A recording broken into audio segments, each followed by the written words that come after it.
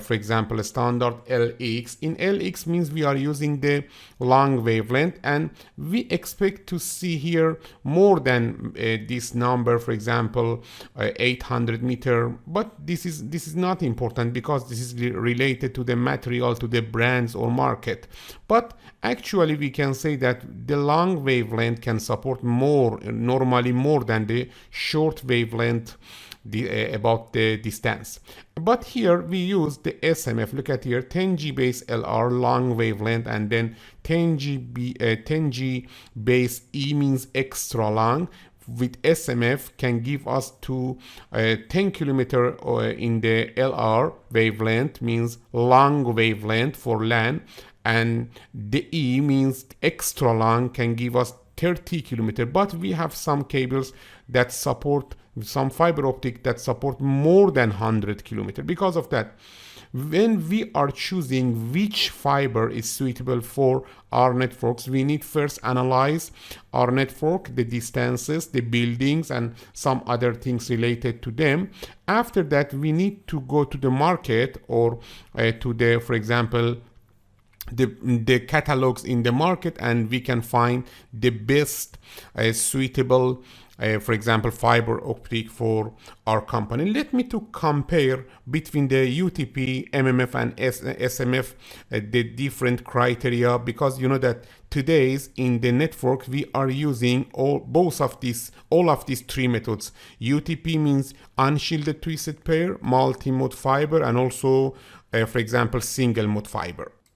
Look at this table. In this table, we have a comparison between the UTP, multi-mode fiber, and single mode fiber, which is true, which is suitable for us network. This is dependent to our network. Let me to review some of this criteria about the cost, relative cost of cabling. The UTP cost is low, the multiple cost is medium, and the single mode cost is medium. But let me to say that in most cases for the cost of cabling, we have higher cost in the single mode, okay, in compare with the multi-mode or UTP. After that, relative cost of a switch port. The UTP switch port means the RJ45 port is cheap, and because of that we can say that the cost is low. The multi-mode SFP is for example has the cost of medium, and the single mode cost is high, you know it.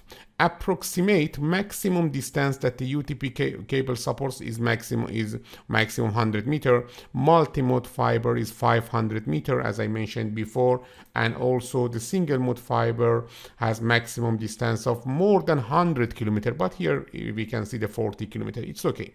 Relative susceptibility to interference, okay. In UTP, we have some susceptibility for the interference. In UTP cables, also the UTP cables emit a faint signal outside the cable, okay? So highly secure networks may choose to use fiber, which does not create a similar emission to make the network more secure. In multi-mode and single mode fiber, as you can see, we don't have susceptibility to interference, you know that, because in the for example multi-mode and single mode we don't use electricity, we are using only the for example optical pulse.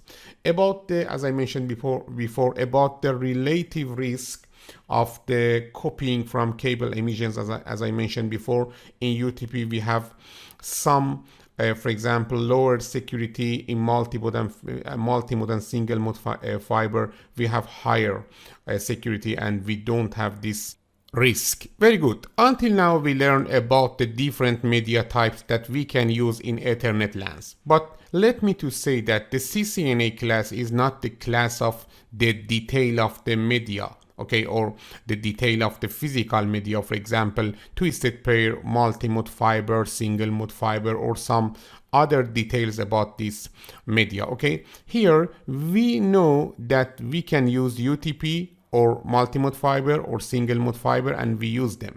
But we have some another detail about the media, and we can learn about these details in the special courses for the, for example, fibers, or about the, for example, physical media such as the copper cable. For now it's sufficient, and we can talk about another features of the Ethernet LANs. You know that in Ethernet we have two part of function. The first part of function is related to the physical media, for example, to the UTP, multi-mode fiber and single mode fiber, and we learn about them. But we have another important function in the Ethernet about the data link layer of the TCP/IP. Okay, in the next section of this video I am going to talk about the function of the Ethernet, one of the most important function of the Ethernet, about the logical function, or about the data link layer function. Okay, in this part we will see the frame of the Ethernet with detail, and after that we can talk about the function of each part. Let me, before starting the conversation about the Ethernet frame, I will introduce you one important feature about the Ethernet, and that is the address in the Ethernet networks, or MAC address. Let me first to understand the MAC address. After that we can talk about the Ethernet frame. Okay, in this part I'm going to talk about the Ethernet addressing. What is the Ethernet addressing? You know that in each network for communication we need address. Why? Because when you are sending traffic from one system, one PC to other PC, you need one address for that. This address should be identify the destination, the receiver. Okay, let me to show you here. Assume that in one network we have three PC, PC1, then PC2, and then PC3. Okay, and we need to send the traffic to the PC3. How we can identify the receiver? You know the answer is with the address of PC3. Let me write here the address of PC3. Maybe you think that the address of the PC3 is the IP address of PC3. Yes, this is correct, but let me to say that we have another type of address, and we need another type of address for communication. You will learn about the reason of that, but for now let me to say that please don't consider the IP address, because IP address function is another thing. We are using the IP address for routing, not to giving the traffic to the destination. I will talk about that and you will learn about it. Don't worry about the IP address. Now I'm going to talk about another type of address. We call it MAC address. The MAC address is the address we are using, this address in the Ethernet network. You will see it and you will understand the difference between the MAC address and also IP address. Why we need IP address, why we need MAC address. Both of them should be available for sending traffic from one system to the receiver system. This means that we need IP address for finding the destination system or receiver system, and we need the MAC address for giving the traffic to the destination or receiver system. You will learn about that, but now I'm going to talk about the MAC address.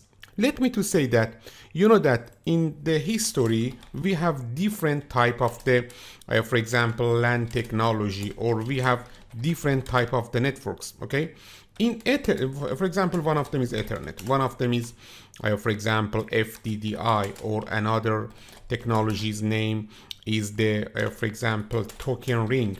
Okay, also we have some WAN technology. Let me to give you some of the name of the WAN technology. For example, in WAN we are using frame relay, we are using ATM, or some other technologies. Okay, this means that according to which technology you are using, you need different addresses. Okay, for example, in Ethernet we have a special type of address. I will talk about that. We call it MAC address. MAC address is the address that is working only in the Ethernet networks, not in the, for example, frame relay networks. For example, in frame relay network we have a special type of address. We call it DLCI, or data link, for example connection data link connection identifier. It's not important for this class, but we can call it DLCI. DLCI is the abbreviation of data link connection identifier. Or for example, in the ATM we have another type of address, we call it VCI, virtual pass identifier, and a virtual channel identifier. Okay, identifier. This is beyond the scope of this course, but let me to say that in different networks we are using different addresses. Okay, in Ethernet we are using MAC address. You will learn about the MAC address and also the detail of the MAC address, but let me to say that all of these addresses are the physical address. What is the physical address and what is the another type of address? Let me to write here. Look at here, we have two type of address. The first type is the logical address. Okay, logical address. The logical address such as the IP. Okay, the logical address is the address that we are using it for finding the destination, not for giving the traffic to the destination. You will learn better, you can better understand this feature in future. Okay, but we have another type of address, we call it physical address. Physical address such as the MAC address. The physical address, okay, is the address we are using it for giving the traffic to the destination. Assume that with IP address I can find your computer, and after I find your computer, I can give the traffic, the real data to your computer with the MAC address of your system. Okay, because of that we are using the MAC address physically, because we are using it to giving the traffic to the system. This means that this this address physically is working, but the IP, okay, only is using logically for finding the destination. We don't have any physical function about the IP. You will learn about it.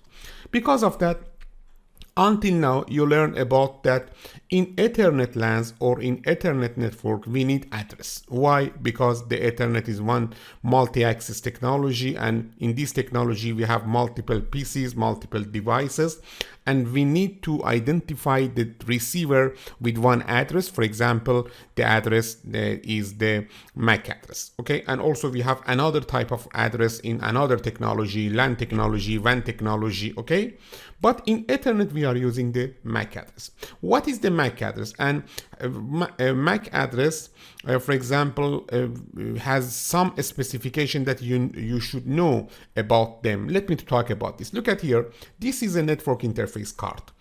NIC or network interface card. You know that we are installing this card in our PC, in our server. After that, we can communicate with this PC to the networks. You know that, and for example, this Ethernet port, this RJ45 port can connect with one copper cable. This is a RJ45 connector. We can connect the RJ45 connector to this RJ45 connector to this slot, and after that we can connect it to the one switch. This means that our PC now is connected to the network. You know about it, and in this video and in the previous video you learn about the detail of RJ45 connector or the detail of, for example, a straight through cable. But this is the network interface card, and this is the interface of the PC, between PC and also the network. In all of the network interface card, we have a chipset. We call it the bootram chipset, or maybe you heard some another name for this chipset. This is a boot chipset. This is a RAM chipset, for example, random read-only memory. Okay, in this chipset we have one address. We call it media access control or MAC address. This address should be right with vendor, with manufacturer of this card into this chipset. And this is the burn address. We can't change it. Because of that, in some cases, maybe you see another name for this address. We call it